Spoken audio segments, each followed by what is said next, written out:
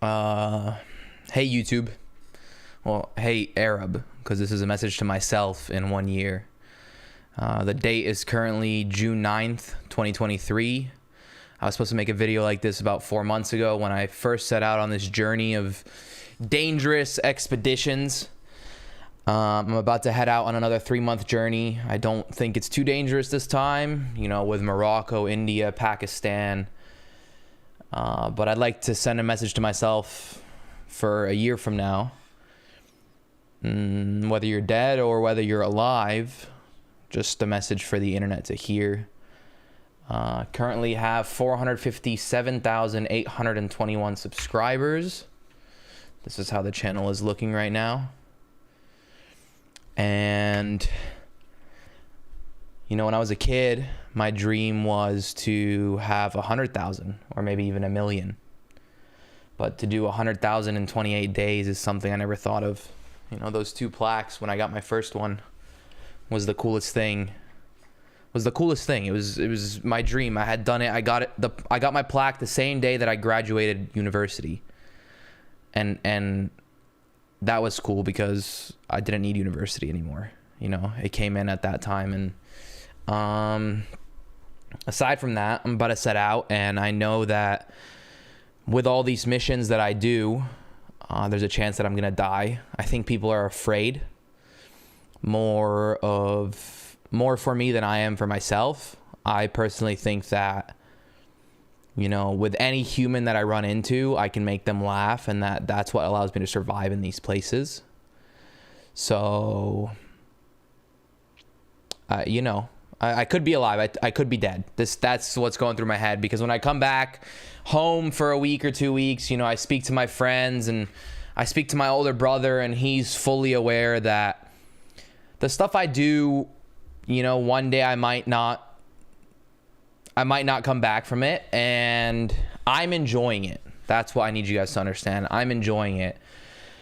If I am dead, okay, you need to understand that I have had the happiest time spreading my message of, you know, fuck cancel culture. Look how cultures are across the world, tapping into these taboo topics that people are afraid to tap into nowadays, and showing that the rest of the world is okay with these topics. So I have enjoyed that. And, you know, my older brother is fully aware that if I die, he's gonna have to take over and be emotionless for a bit, and, you know, sell some merch around my death. By the way, if I am dead and you guys on the internet gave shit to people who monetize my death, it's okay. I want them to. I want people to monetize my death, donate it to my family, or a fund in Africa, or whatever it is. Let people monetize my death. You know, when I die, I want to sell 1,000 or 10,000 t-shirts that can be sent somewhere. Why allow it to why does death have to be a bad thing?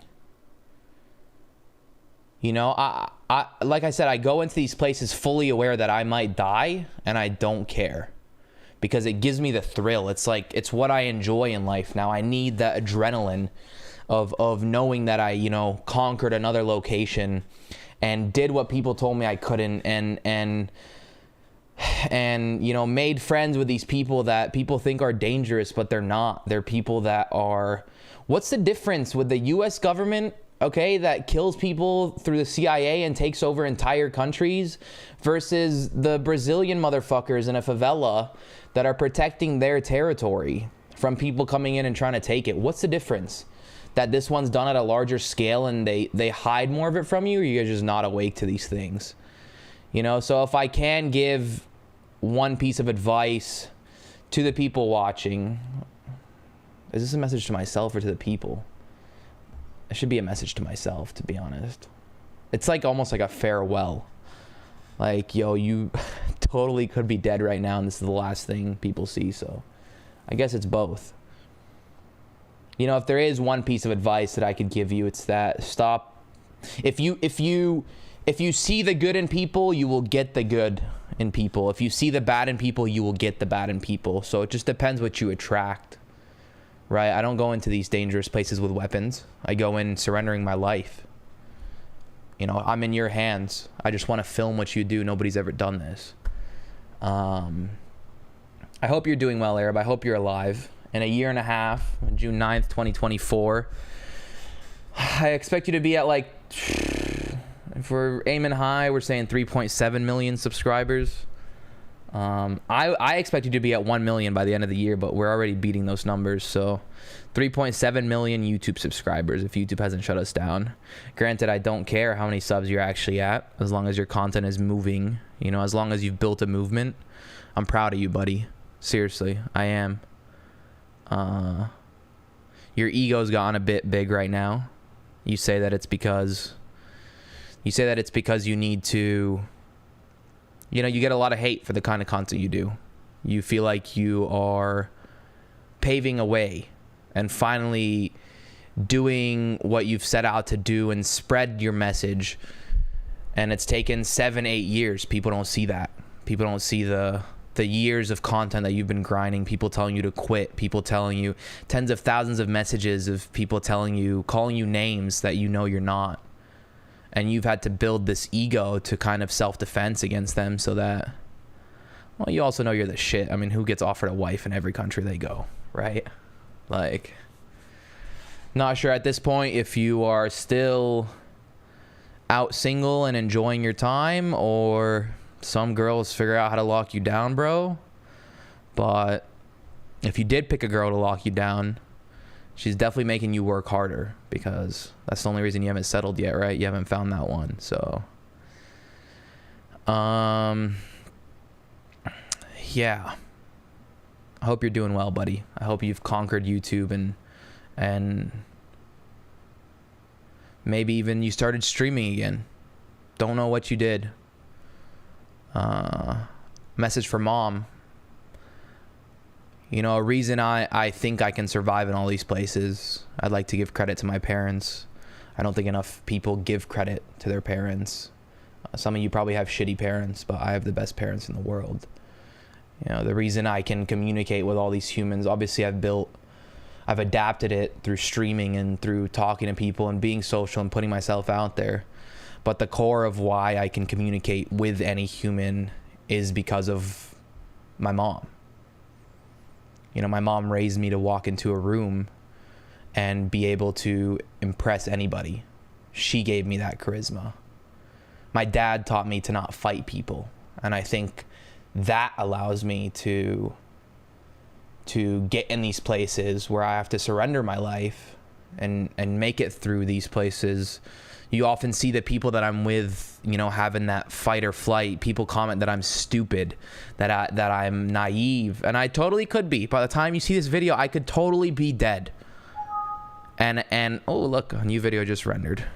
I could totally be dead by the time you see this video, and the internet will call me naive, but I enjoyed, and I'm living my life and filming it. And to me, that's peak.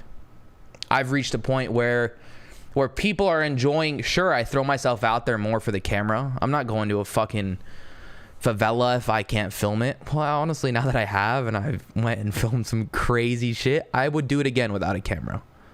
But the point is, it pushes me to do these things to film them. I don't know what point I was on, but yeah, my mom, my dad, I got to give them credit. Thank you guys. Thank you guys for turning me into who I am. As much as my mom hates it, she hates what I do. She doesn't watch my videos because it gives her anxiety that her son is putting his life in danger like that. She constantly tells me, you're worth a lot more than this, but like, this is what I enjoy. So sorry, mom, you know, but I love you guys. And to the viewers, to any viewers that have watched, whether you're a hate watcher, whether you are a love watcher, thank you.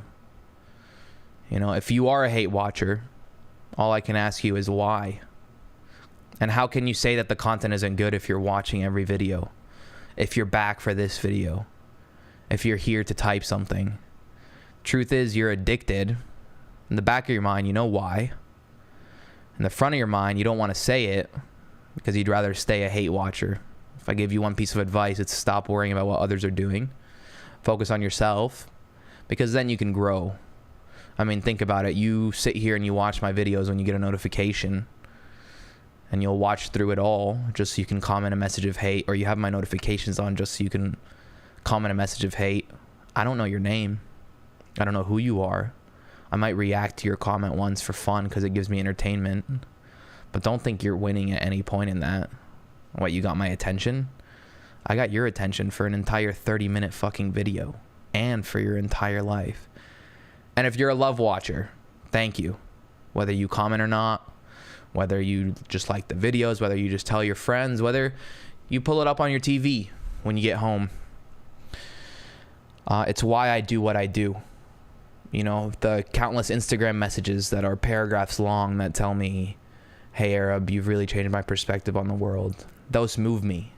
Meeting viewers in person, whether you're weird or not, those move me. You know, having friends in any country, being able to post, hey, I'm going to this country.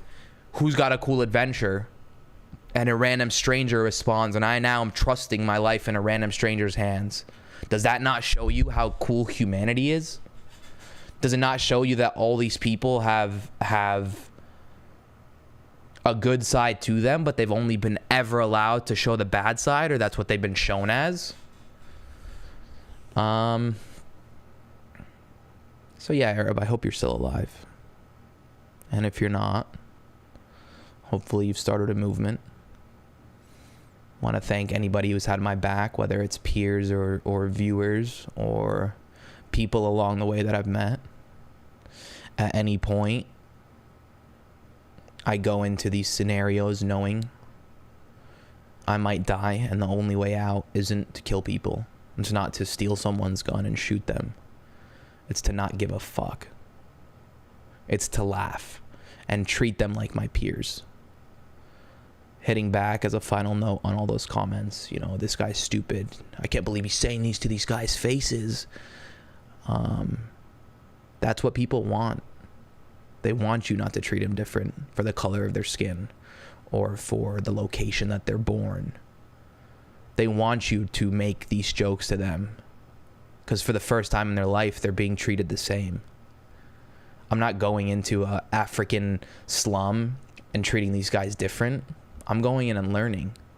I'm going in on their level as one of their peers, and I'm listening to what they're saying, gauging it, and then cracking a joke that hits straight home. And that's what breaks the ice, is the ability to laugh at these things, the poverty, the real issues. America, I don't know where you're at this point. I'm at this point where, not to get political, but they're pushing like transgender surgeries on children. Who knows, a year from now, maybe all of America is transgender. But these aren't real issues. These are issues that we made up because we're bored at home. Thanks for watching. If you're still alive, Arab, fuck, you're killing it at this point. And if you're dead, Mom and Dad, I love you. Eddie, Zadul, take care of the family.